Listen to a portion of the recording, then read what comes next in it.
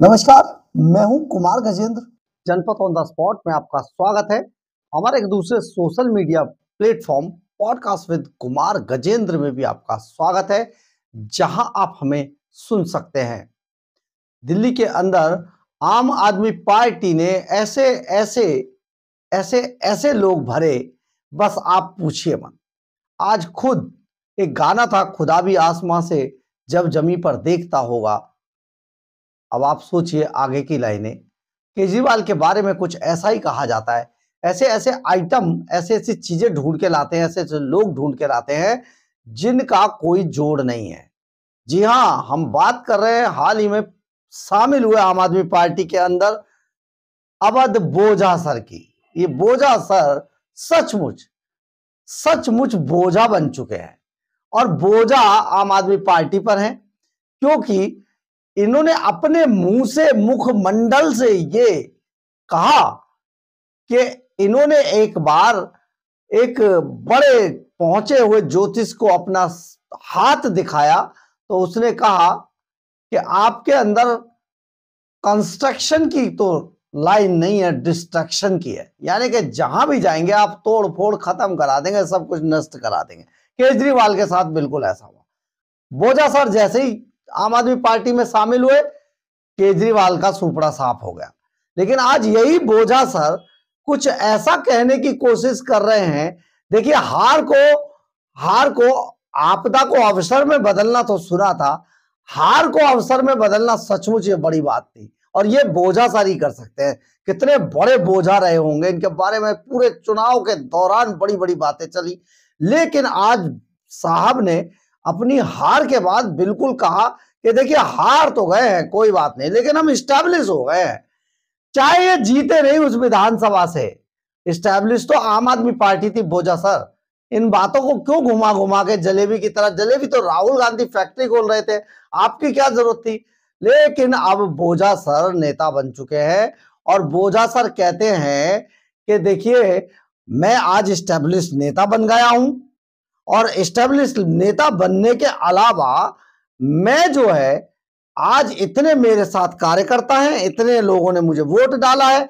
बोझा सर, वो वोट आपको नहीं डाला, वो आम आदमी पार्टी को डाला है। वो कार्यकर्ता आपके थोड़े थे, आम आदमी पार्टी के थे। आपने तो जितना माल केजरीवाल को सीट के नीचे से दिया, आपको सिर्फ टिकट दिया गया, इसके अलावा कुछ नहीं मिला। आज ज्ञान दे रहे हैं, और ज्ञान भी पता किसे दे रहे, बीजेपी को ज्ञान दे रहे हैं बोझा सर। एक बार सुनिए बोझा सर का ये ज्ञान, सुनिए, आपको मजा आ जाएगा। कसम से कह रहा हूं, अगर मजा ना आए तो यूं कह देना, बहुत मजा आएगा। बोझा सर की आप सोचिए, इनके इंस्टीट्यूशंस में जो पढ़ के जाते होंगे बच्चे, बाय गॉड कितना बड़ा लेक्चर और कितना बड़ा जिगरा है इन लोगों के पास, कि भाई साहब सफाया होने के बाद, हारने के बाद भी कह रहे हैं। मतलब एक बार खुद ही सुन लीजिए, मेरे बस की अब है नहीं, ये सुनिए आप इनको। बोझा सर, 8 तारीख को दिल्ली विधानसभा के परिणाम आ गए और आज लगभग 10 दिन पूरे हो गए हैं और बीजेपी अपना मुख्यमंत्री डिक्लेयर नहीं कर पाई। इसमें मुझे बस एक चीज लगती है कि नेता का जो सबसे बड़ा गुण होता है, जिससे राष्ट्र और समाज का विकास होता है, वो होता है उसका विजनरी होना, कि उसे दिखाई पड़ता हो कि क्या करने से समाज, परिवार, राष्ट्र आगे बढ़ेगा। हम दिल्ली को पिछले 10 सालों से चला रहे थे। हम एक चीज पे काम कर रहे थे और उस चीज ने दुनिया के जितने भी आज ताकतवर देश हैं सबको महाशक्ति बनाया है। आप सबको पता ही होगा, वो चाहे यूनाइटेड स्टेट्स ऑफ अमेरिका हो 1787 में, स्लम एरिया आज सुपर पावर, चाहे वो जर्मनी हो, चाहे वो जापान हो, चाहे आज चाइना हो, सब ने एक चीज पे काम किया है और उसका नाम है ह्यूमन रिसोर्स। नेचुरल रिसोर्स होने के बाद भी अगर ह्यूमन रिसोर्स स्ट्रांग नहीं होगा तो वो राष्ट्र कभी आगे नहीं बढ़ पाएगा, वो राष्ट्र कभी मजबूत नहीं हो पाएगा। और ये बात हमारे नेता अरविंद केजरीवाल जी को बिल्कुल स्पष्ट थी। और इस ह्यूमन रिसोर्स के 2 सबसे स्ट्रांग पिलर हैं। पहला पिलर एजुकेशन और दूसरा पिलर हेल्थ। भारत जब महाशक्ति था, प्राचीन काल की अगर मैं बात करूं एंशिएंट पीरियड की, तो पूरी दुनिया के, उस वक्त जो नॉन दुनिया थी, उस दुनिया में लगभग सारे देशों के लोग भारत में पढ़ने के लिए इच्छुक थे।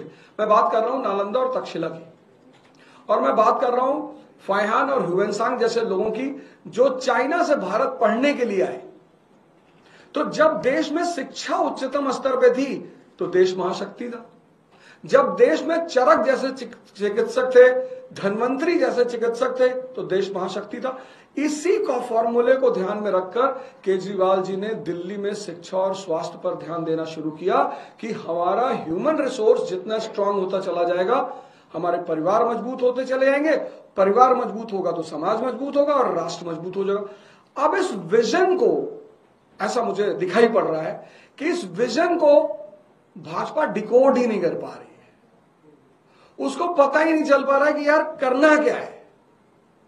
भाई झगड़ा करना, दंगा कराना, लड़ाई करना, ये तो कोई भी कर ले, लेकिन राज्य चलाना और फिर राज्य को आगे लेके जाना, सरप्लस स्टेट का दर्जा दिलवाना। हमारी सीएम साहिबा अभी डिस्कस कर रही थी अपने बजट के बारे में, उन्होंने कहा दिल्ली स्टेट सरप्लस बजट का स्टेट है।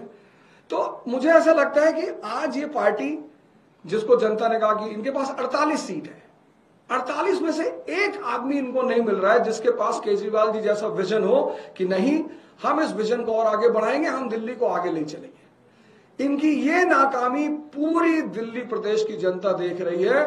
और ऐसा मुझे लगता है कि जहां तक इन्होंने कहा था कि 20 तारीख को हमारा मुख्यमंत्री शपथ लेगा, तो मुझे लगता है शायद 20 तारीख को भी नहीं ले पाएंगे, क्योंकि इस विकास धारा को आगे बढ़ाना और आगे चलाना वो हमारे नेता और हमारी पार्टी के ही बस में है।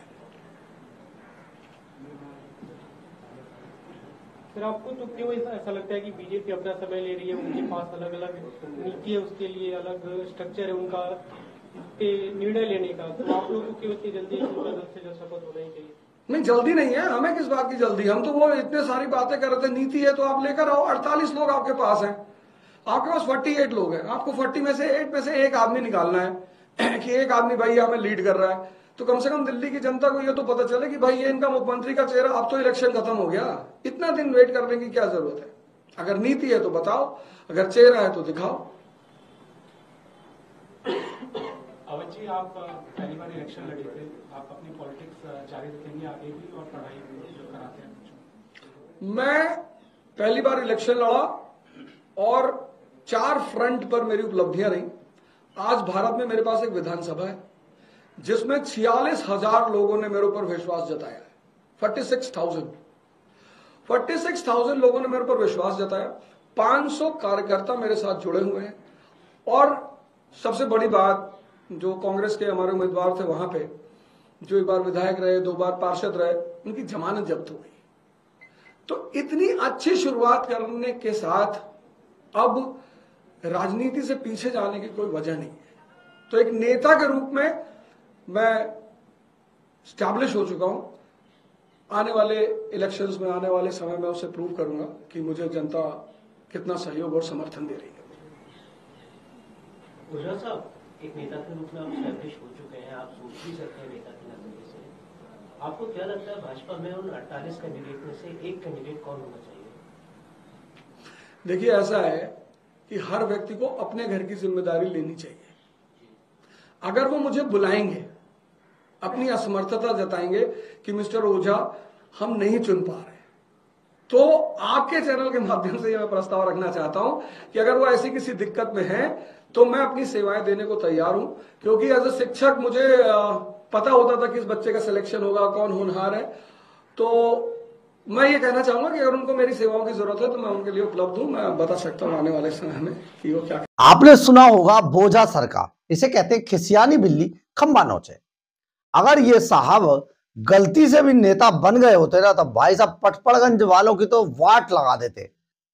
मतलब इन्होंने चलते चलते अनिल चौधरी पर भी कमेंट्स कर दिया। कांग्रेस के कैंडिडेट थे अनिल चौधरी, पूर्व अध्यक्ष कांग्रेस दिल्ली प्रदेश, और बहुत सारे यूनिट्स में बड़ा काम किया, बड़े नेता थे, बड़ा कद था, उन पर भी कमेंट्स कर दिया।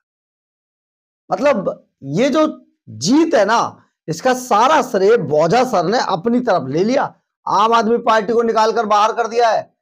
कहीं पर भी ये नहीं कहा कि आम आदमी पार्टी जीती।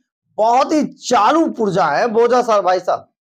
मतलब अरविंद केजरीवाल के बारे में क्या क्या किस किस तरीके से बातें बोल दी है। कहीं पर उन्होंने ये नहीं कहा कि आम आदमी पार्टी का कैडर वोट था, मनीष सिसोदिया का कैडर वोट था, या आम आदमी पार्टी की वजह से मुझे वोट पड़ा था। जो कार्यकर्ता थे वो आम आदमी पार्टी के थे।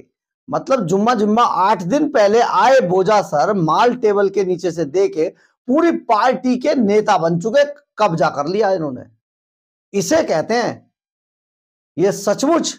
और भारतीय देखिए, कॉन्फिडेंस देखिए, ये दो ही तरीके की बात है, या तो बंदा साइंटिस्ट हो या फिर सचमुच वो दूसरा वाला हो, उसके बिल्कुल विपरीत, तभी ऐसी बातें करेगा। क्योंकि भारतीय जनता पार्टी को पाठ पढ़ाना शुरू कर दिया बोझा सर ने, जो 4 दिन पहले राजनीति में माल के जरिए 4 दिन पहले पहुंचे और वो पाठ पढ़ा रहे बीजेपी को। भाई साहब, तो आप सोचिए बोझा सर कितने बड़े बोझा है। और पहले ही ये बताया जा चुका है, ज्योतिषियों ने घोषणा कर दी है कि बोझा सर जहां भी जाएंगे पार्टी खत्म हो जाएगी। डिस्ट्रैक्शन की लाइन है इनके हाथ में। तो आप सोचिए बोझा सर किस तरीके से बातें कर रहे हैं। अब आप अंदाजा लगाइएगा, कमेंट्स बॉक्स में लिखिएगा जरूर कि आखिर ऐसी बातें कौन कर सकता है। बहरहाल, अगर आपको हमारी खबर अच्छी लगे तो आप इसे लाइक, सब्सक्राइब और शेयर जरूर करें। कमेंट्स बॉक्स में अपनी राय जरूर लिखें, इससे हमें बहुत बहुत बहुत ऊर्जा मिलती है। जय हिंद,